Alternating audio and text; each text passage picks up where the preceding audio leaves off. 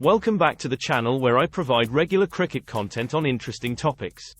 Today's video is a follow-on from my last one and what is a bit of a break from the norm for me, as I am commenting on the current Ashes series.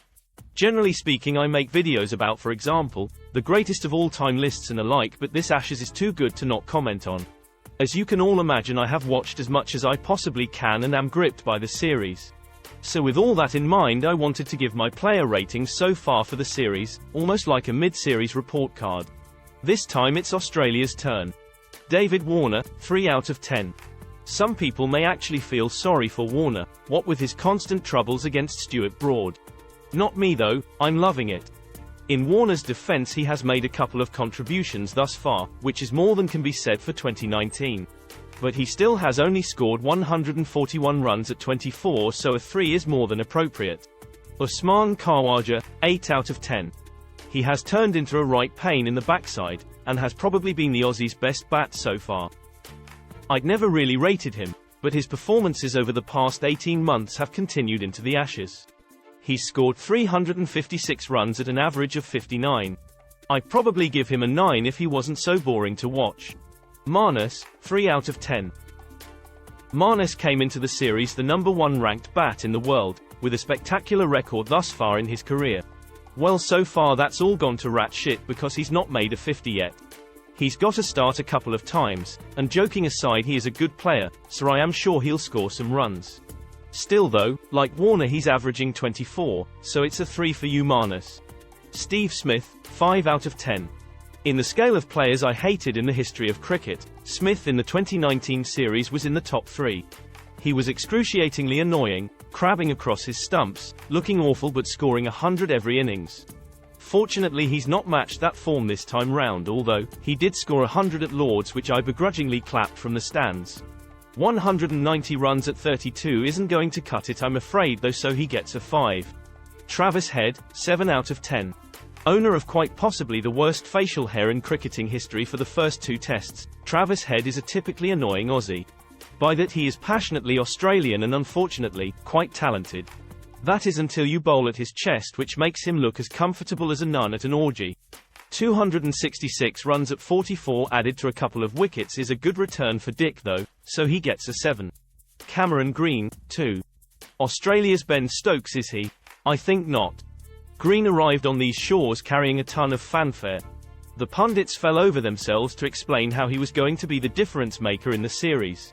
Fast forward 2 games and he's been dropped. Well, hey, he did average 21 with the bat and 57 with the ball. Mitchell Marsh, 9. He has only played 1 game, so I can only hope that was a one-off.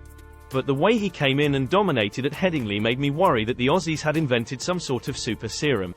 How could the most average of all-rounders come in cold and smash it around like he did? He bowled pretty well too. Let's hope it was a one-off, or alternatively, he pulls a hamstring or something. Alex Carey, 1.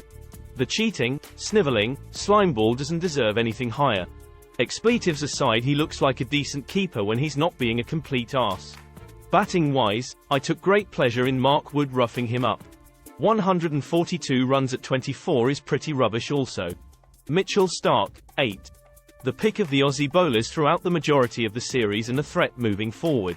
Starc can generate good movement at high pace, proving himself too good for the likes of Ollie Pope. 13 wickets at 23 is good going by the big beanpole, so he deserves an 8. Pat Cummins, 8. Probably the most likeable player in the Australian side, Pat Cummins has led from the front throughout. He's bowled with skill, pace and aggression and has proven he deserves his number 1 rating in the world. I don't want to talk about his 44 not out at Lords either, because that will give me PTSD. 15 wickets at 27 and averaging 29 with the bat is a good return for the Aussie skipper. Scott Boland, 1.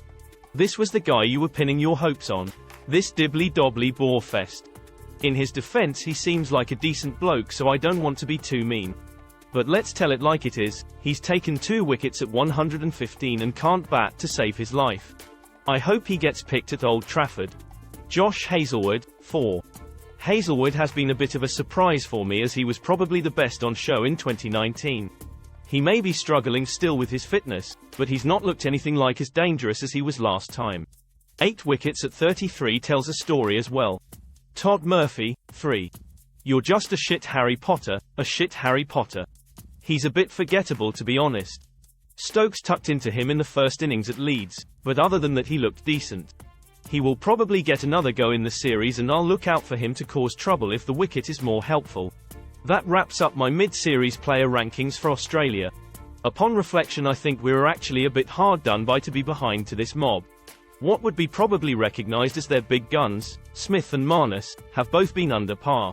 My worry there is that they are both probably due a score. Bowling-wise they're reliant on Stark and Cummins now.